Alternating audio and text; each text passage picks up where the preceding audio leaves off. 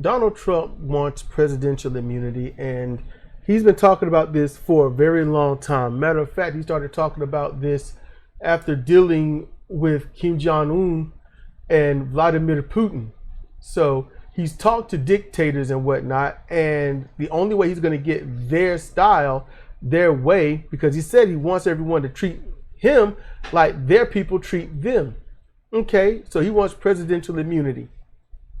Yes, if he has presidential immunity, that means Biden gets it too. That means Obama and anyone that's living gets it too.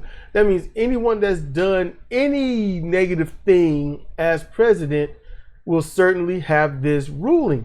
However, the situation comes into play of, why do you want that? Why do you want presidential immunity? Especially after talking about, I don't know, a dictatorship. Be dictator for a day or a month, and then your followers are saying, for the whole duration. You didn't want to leave the White House. You really didn't. You didn't want to be in there. You were just trying to sell merch, but you won the presidency because you spoke the language of those people, of the 1/3 of the country. So you got the presidency. Good job. And then you didn't want to lose that power, but you won't do anything to stay in power.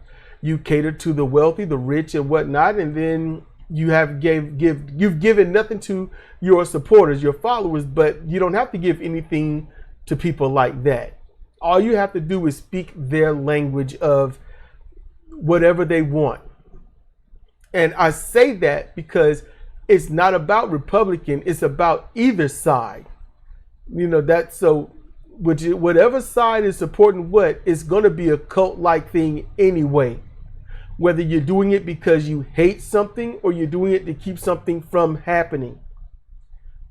Fear, hatred, anger, othering people, no matter what. That's just how it is. So with this presidential immunity, he can, I don't know, do whatever he wants. He could put hits out on people. He could pass legislation and use whomever is on his side to stay in that office and never leave. Because if you have presidential immunity, no matter what crime you commit, well, you got carte blanche, right? So that's what this is about. It's a major gamble, because if he can get this passed between now and if he becomes president, or during his time as president, his second term, if he wins, he'll be able to just stay. He can elect whom he wants to replace him if he's tired of it or is going to die in office. He can do whatever he wants. And he gambles on the fact that Biden will not do it. Because if you go on social media, it's only been the talk of Biden and Trump, and that was way before the primary, because the media legitimately controlled the people into voting for who they don't have to. You had the chance of a primary, but you gave it up because you only know about Trump and Biden. And when you learn about the others, you're just hearing about how Biden or Trump will crush them, or you're hearing about the others and the others are in the way when they are not. You could have used the primary to put them in the way. But now, because of tribalism, cult mindset on both sides, your options are now more or less clear. And you have to deal with it. You don't want Trump because of everything that's happening. You don't want Biden because of what others are saying about him. But that's in your hands.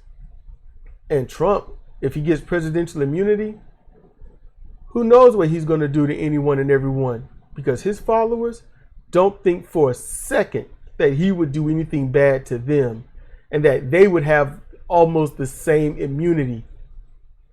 And they can't wait for something like that. And that, not Trump, but those followers, that's the true fear. Because they have that aggressive entitlement as it is. Imagine if they feel that they're immune to anything that they do to anyone else.